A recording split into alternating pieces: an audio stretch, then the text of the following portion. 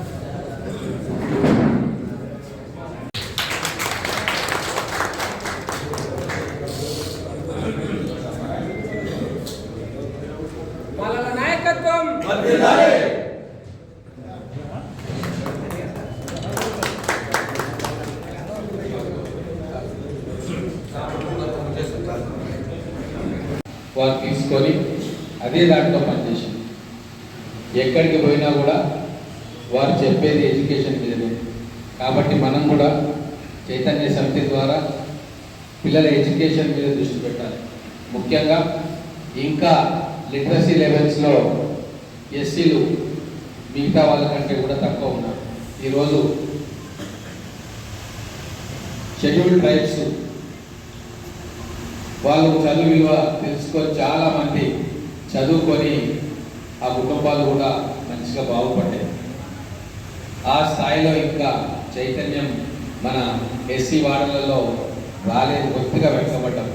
ఇప్పుడిప్పుడే చైతన్యం వస్తూ ఉంది.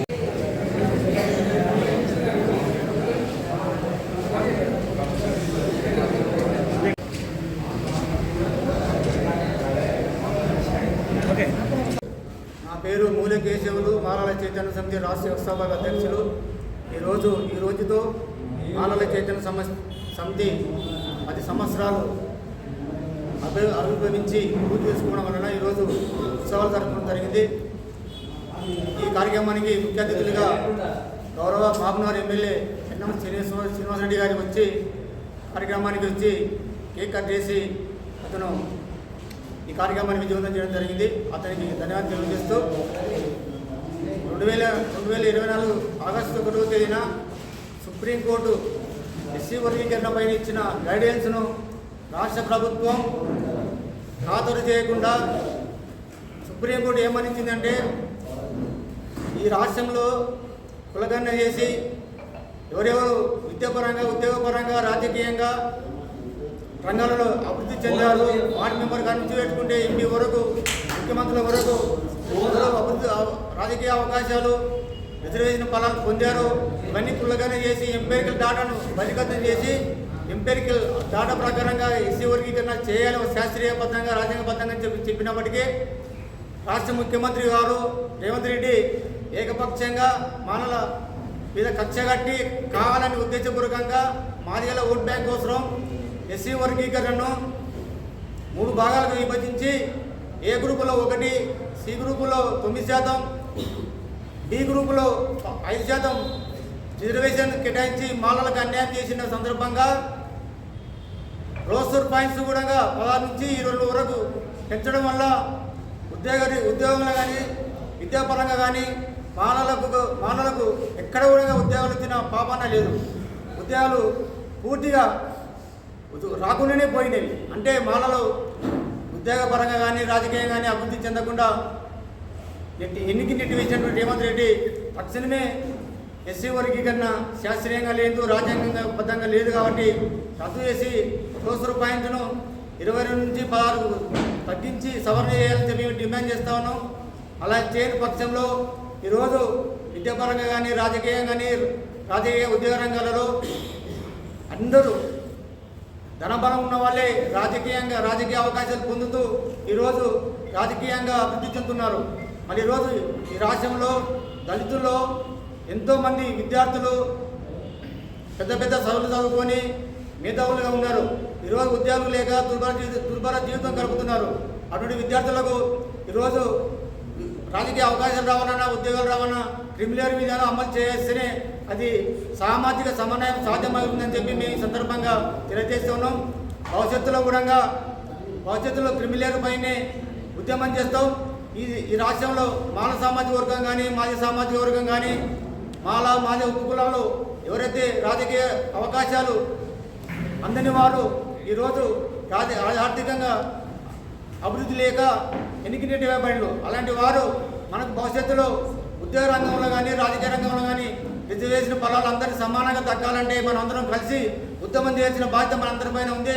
కనుక మనం అందరం కలిసి ఉమ్మడి ఉద్యమం చేస్తూ క్రిమినల్ విధానాన్ని అమలు చేసే విధంగా కేంద్ర రాష్ట్ర ప్రభుత్వాలపైన ఒత్తిడి తేవడం కోసం మనం ఖచ్చితంగా ఉమ్మడి కార్యాచరణ తీసుకొని అందరూ ఉద్యమం ముందుకు కొనసాగుతామని చెప్పి సందర్భంగా తెలియజేస్తూ భవిష్యత్తులో మేము చేసే కార్యక్రమానికి మీరంతా మేము చేసే అంశాలపైన సుదీర్ఘంగా ఆలోచన చేసి సపోర్ట్ చేస్తారని సందర్భంగా చేస్తాను. మా మానవ చైతన్య సమితి కార్యకర్తలు కూడా ఈ అంశాలపైన సుదీర్ఘంగా ఆలోచించి ఖచ్చితంగా ఈ ఉద్యమం గ్రామీణ ప్రాంతాల్లో మండల ప్రాంతాల్లో ఈ కార్యక్రమాన్ని మొదలు పెట్టాలి. అన్ని సామాజిక వర్గాలను ఈరోజు ఎస్సీల్లో కాకుండా బీసీల్లో కూడా ఈరోజు క్రిమినల్ విధానం అమలు చేయాలని డిమాండ్ చేస్తాను. ఎందుకంటే ఎస్సీ వర్గీకరణ పైన బీసీలో ఉన్న మేధావులు ఈరోజు ఎస్సీ వర్గీకరణకు మద్దతు ఇచ్చిన్నారు, స్వాగతిస్తున్నాం. కానీ ఈరోజు బీసీలో కూడా రాజకీయ నాయకుడు అవుతున్నాడు, 10 సార్లు ఎమ్మెల్యే అయితే అతనికే అవకాశాలు ఇస్తున్నారు. అలా కాకుండా బీసీలో కూడా చాలామంది రిజర్వేషన్ ఫలాలు అందగా రాజకీయ అవకాశాలు అందక అభివృద్ధిలో చాలా ఎన్నిక నెట్టివేయబడింది. కాబట్టి బీసీలో కానీ ఎస్సీలో కానీ ఎస్టీలో కానీ అన్ని వర్గాలకు రాజకీయ రిజర్వేషన్ ఫలాలు అందిన వారందరూ కూడా మీరు ఖచ్చితంగా మీకు అందరికీ సామాజిక సమన్వయం జరగాలంటే క్రిమినల్ విధానమే సాధ్యము, దానివల్లనే సాధ్యమవుతుందని చెప్పి సందర్భంగా తెలియజేస్తాను. మీరు కూడా మేము చేసే కార్యక్రమానికి ఉద్యమానికి సపోర్ట్ చేస్తారని చెప్పి తెలియజేస్తూ భవిష్యత్తులో మేము చేసే కార్యక్రమానికి అందరూ కలిసి రావాలని చెప్పి పిలుపునిస్తూ జై భీమ్, జై తెలంగాణ, జై మాల. కూడా ప్రధానంగా ఎస్సీ వర్గీకరణ వ్యతిరేకంగా చేస్తున్న పోరాటంలోనే మేము భాగస్వామ్యం కావాలని చెప్పి మాల చైతన్య సమితిని రిజిస్టర్ చేసి ఆవిర్భవించాం. 2015 సంవత్సరంలో ఆవిర్భవించి ఈరోజు దళితుల పని ఎక్కడైతే దారి జరిగిందో ఆ ఏరియాకు పోయి మేము ఇక్కడ ఏసీతో మాట్లాడి ఎస్ఐతో మాట్లాడి క్యామ్లు ఇచ్చి ఎస్సీ ఎస్టీలు చేయించడం జరిగింది. ఈ రోజు వరకు మేము మొన్న జరిగినటువంటి 17 తారీఖు వేములో జరిగిన సంఘటనతో పాటు మేము దాదాపు 29 కేసులకు మేము ఎస్సీఎస్ కేసు నమోదు చేయడం జరిగింది. ఆ మాల చైతన్య సమితి మాలల పైన దాడులు చేయడం కానీ అత్యాచారాలు చేయడం కానీ అదేవిధంగా ఇంకా ఏమైనా రకరకాల దాడులు చేసినప్పుడు మా మాల చైతన్య సమితి బాధ్యుల పక్షాన నిలబడి బాధ్యులకు న్యాయం జరిగేంత వరకు మేము పోరాటం చెప్పి సందర్భంగా తెలియజేస్తా ఉన్నాం.